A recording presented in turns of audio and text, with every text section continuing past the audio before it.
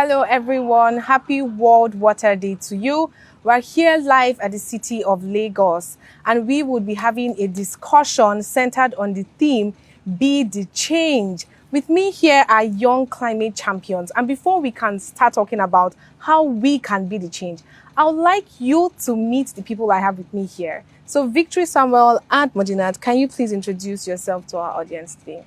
Hello everyone, Victory Ashaka is my name. I'm a spoken word poet, a climate activist, the Lagos Youth Ambassador, and a member of the Young People's Action Team, Generation Unlimited, UNICEF. Thank you. Thank you, Victory. Samuel. Hello everyone, my name is Socio-scientific. I am a global climate champion and a global climate ambassador. I work specifically with stakeholders, mobilize youth, communities, as well as policymakers in addressing climate change issues. Thank you. Thank you, Samuel. Modinat. Hi everyone, my name is Modinat Okoyemi. I'm a community advocate and also climate change champion and also a member of Young People Action Team Nigeria, UNICEF. Thank you, Modinat. My name is Homa Wogu. I am a youth development specialist. I'm also a climate change educator and a member of the Young People Action Team, UNICEF Generation Unlimited.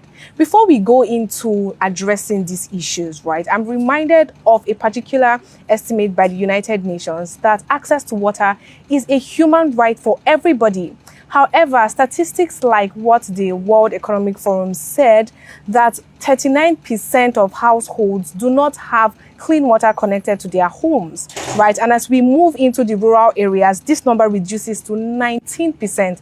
Very disturbing statistics. So, Victory, I would like you to share how you think or how you have observed people in your communities have access to water.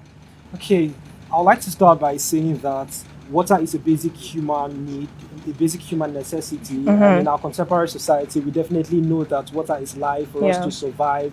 And I would like to say that access to water and sanitation is basic, and every single person should have access to it so that we can survive and in the appropriate way. So also access to water, when we are talking about access to water, it has to be based on regions, on communities, on different aspects of our societies. But then let me be specific about schools now, for instance. Now, talking about schools on different aspects, it could be at the rural area, the slum, or the urban area. Now, at the rural areas and the slums, so many children do not have access to clean water that they could drink while at school. And this, in turn, leads them to going to school every single day with a water bottle. And sometimes, most of this water are not even clean for them to drink. And as children who are also growing up. So, but if we come to other aspects of the urban areas, now we can say that, okay, because of these people, their status in the society, they can easily afford clean water, and they could also have water at their school. So definitely this is the juxtaposition between different areas of our society at schools and how people have access to water and sanitation, because definitely water is life, water is necessary for survival, and it is a basic human need. Thank you very much, Victory. From Victory's point, we can see that while some people have access to this water, some others do not have access to this water. Samuel, what do you think concerning this situation? Thank you so much. And I will say that the popular thing to water is life. And based on a popular artist, Fela Kuti, specifically, he said, water no get enemy. But as it is right now, I think we are already developing some form of enmity with water, looking at water scarcity. And specifically, when you look at water scarcity at the marketplaces and in social gathering, you will know that actually water is scarce. And that is more like an enemy to man at the moment because of the scarcity. And you end up seeing people using single-use plastic. So this also means that water scarcity exacerbates plastic pollution.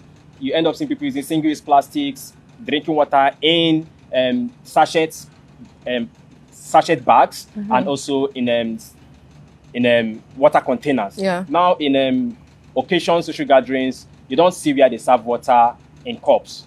You see where they serve water with containers, water containers.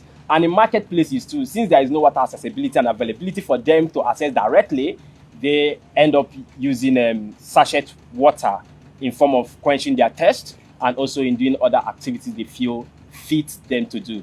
And in this, I would say that water is needed right now. Availability of water is needed right now to address water challenge we are facing, not just in Nigeria, not just in Africa, but globally. Thank you. Thank you very much, Samuel. From Samuel's point, we can see that the marketplace is a source of food. And if these people don't have access to clean water, I can see that this is a threat to SDG 6, which is clean water and sanitation. Madinat, can you let us know how you think people have access to water at the moment? Thank you very much. I'll be very brief on this, and I'll speak on community. It has been shown that most communities lack access to water, and which lead to health issues, which is really affecting us seriously now.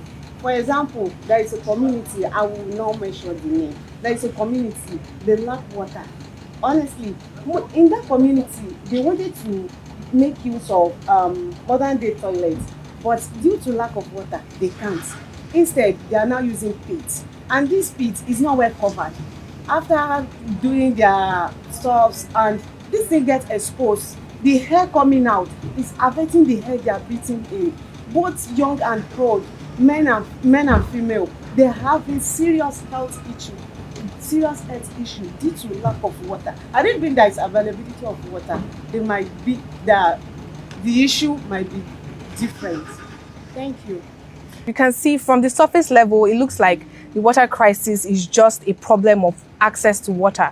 But from the point of these people right here, we can see that this challenge also affects other areas of our lives, such as health, education, and other parts. So moving on, estimates have shown that by 2050, we would reach the 400 million mark. This is a very disturbing statistics, and I would like my champions here with me to let me know the challenges that you are anticipating based on how we are managing the water that we have available to us right now. So I'll start with Samuel. Samuel, what are the challenges that you anticipate can come up in the future with regards how we are managing water right now? Okay, thank you so much. And based on statistics, to the best of my knowledge, I see that over 260 million people in Africa are already experiencing water scarcity. That's a lot. By 2025, we'll have over 460 million people living in water-stressed areas. And what does this mean? This means that there will be more rise in migration, there will be rise in food scarcity, there will be rise in desert encroachment. Apart from this as well, you also look at the issue connected to climate change-induced loss and damage.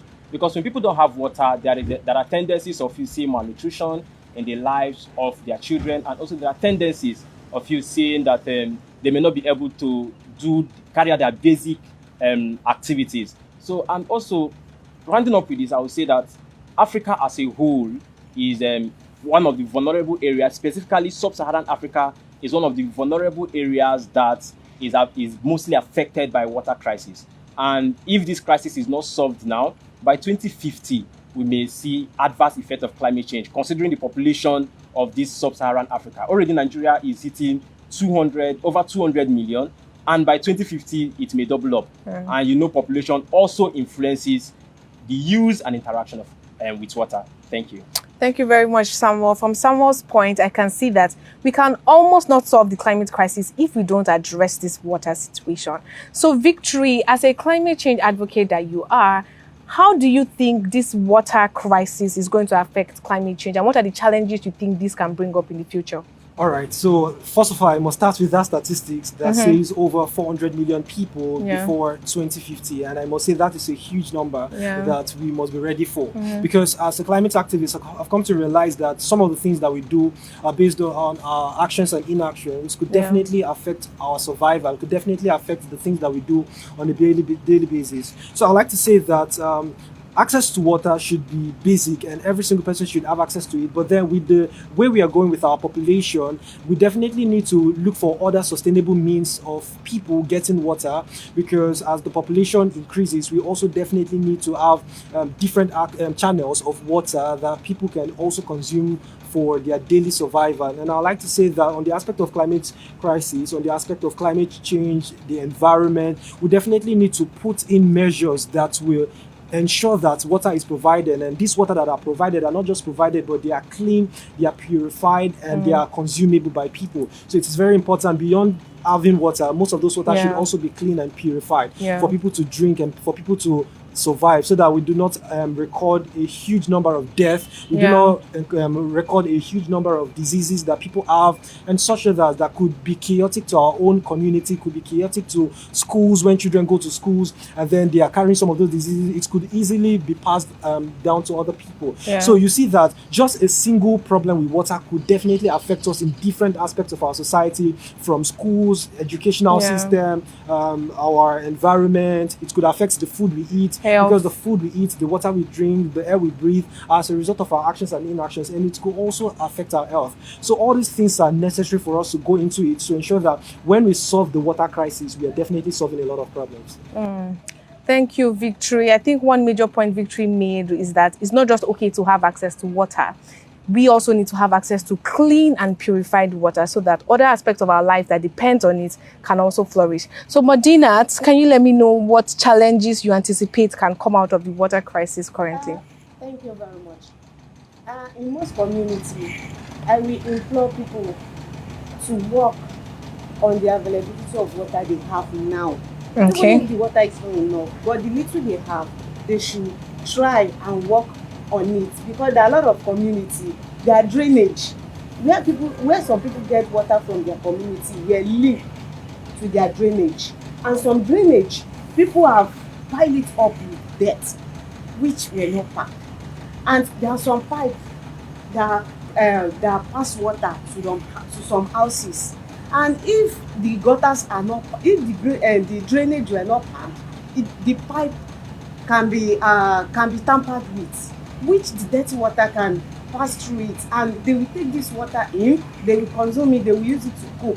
For example, I will tell you, there is one victim, but we thank God he is alive, and she's alive and her baby is alive. The baby has some kind of diseases due to what he sucked from the breast of his mother. And when series of tests were carried out, it shows that the water the mother is drinking is unpure. And mainly looking at the source of the water coming from the community to that woman's house, it shows that the pipe getting water to that house has been tampered with due to drainage block. So I will implore people in their various communities, they should not wait for anybody, they should gather, because I believe a clean environment is an healthy environment. Thank you very much, Modinat, for that suggestion.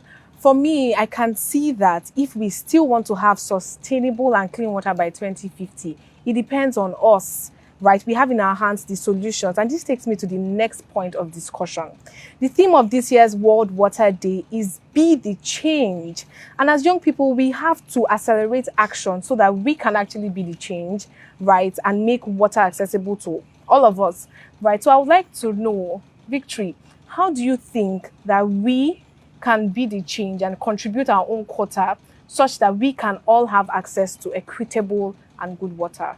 All right, so just as the theme says, that be the change. So this is simply talking to every single person out there, you, and you, that you must be the change. And then there are basic things that every single person needs to know, that we need to get enlightened about, and to also enlighten other people about. So simple things that we all need to do, simple things like turning off the tap when not in use, sealing leakage that could prevent water from being wasted, and ensuring that we turn off the taps that are not being used, and to also ensure that there are several things step by step that every single person needs to do to ensure that water is not wasted. And by saying be the change also, I like to say that it's a lot individual. We all need to take action to ensure that the water in our environment is purified. We all need to take action to ensure that we are not wasting water and we are going sustainably, and that is the actual necessary fact.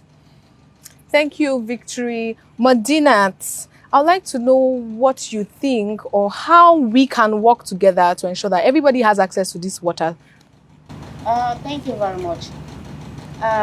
In most communities, what I think is that everybody cannot have access to tap water, but most people have access to well water. That well water, let's take care of it. Let's make sure for those using well water and those using tap water, let's maintain it, let's purify it before drinking it. And there are some times that there will be no availability of water due to electricity or something. Let's have a reservoir, let's have our water inside, and that water, let it be purified because of our children, because children don't know anything. The adults can say, okay, this water has been, but children, anytime they are thirsty, they can just go there, open the tap and drink. But once the water is being purified, it's being taken care of, our children can go there, have access to it, drink, do whatever they wanted to do. And let's be monitored, let's be cautious, let's take care of the resources we have in our community. Thank you. As Modinat said, let's take care of the resources we have. Samuel, considering your experience in the development sector, what do you think, or what do you suggest we can do to ensure that this water is sustainable and we all have access to it? Okay, so I would like to start by saying, based on the first annual state reports of global water resources by WMO, it says that about 2 billion population lack access to water, and by 2050 it could get to 5 billion. Right now the world is 7 billion, and we know that gradually it is getting bigger and bigger. And this, for me, I would say specifically on government policies, because government policies has a lot of things to do when it comes to management of water. Specifically on watershed plan, I would say that government need to do a lot of work in managing its water resources, looking at what Modena already shared about the experience in the community where the drainage water is opened and contaminated water also have to mix with it. So this goes down to that. And we have to go back to the ways of doing things, the old ways of managing our water, especially looking at water harvesting. Okay, we have to start water harvesting approach for farmers, for people at homes, and even for commercial stuff. We also have to start irrigation practices, sustainable irrigation practices. Apart from that, we have to start treating our water. We have to bring in science, we have to bring in technology, we have to bring in research in looking at alternative measures of water purification. And government need to start involving youth in showcasing innovative solutions for water availability, because we've seen situations where youth are left out of decision-making table. Right now, government need to start bringing in youth into the decision-making table to bring about innovative solutions that are sustainable to address water crisis. And I'll end up by saying that we are what we make. We are the society we make. And if we don't take action now to address water crisis, then we are already open to say we want to go into extinction. Take, for instance, you stay 1 week without water. Do you know how that feels? For me, I don't think I can survive. For me, I think 2 days without water, I could just die of, even a day. Thank you. So you see, so right now we need rapid, prompt, intensive action to address water crisis, not just in Nigeria, not just in Africa, but the world at large. Thank you.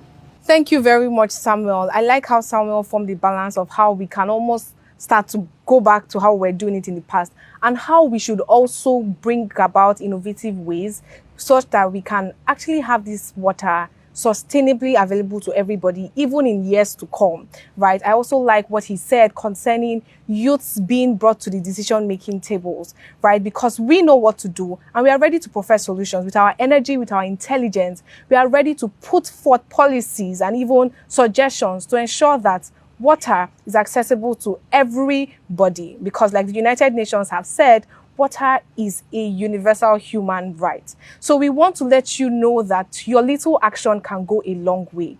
And if we want to see water in years to come, if we want our children to have access to clean water, we need to take prompt action now. Thank you very much.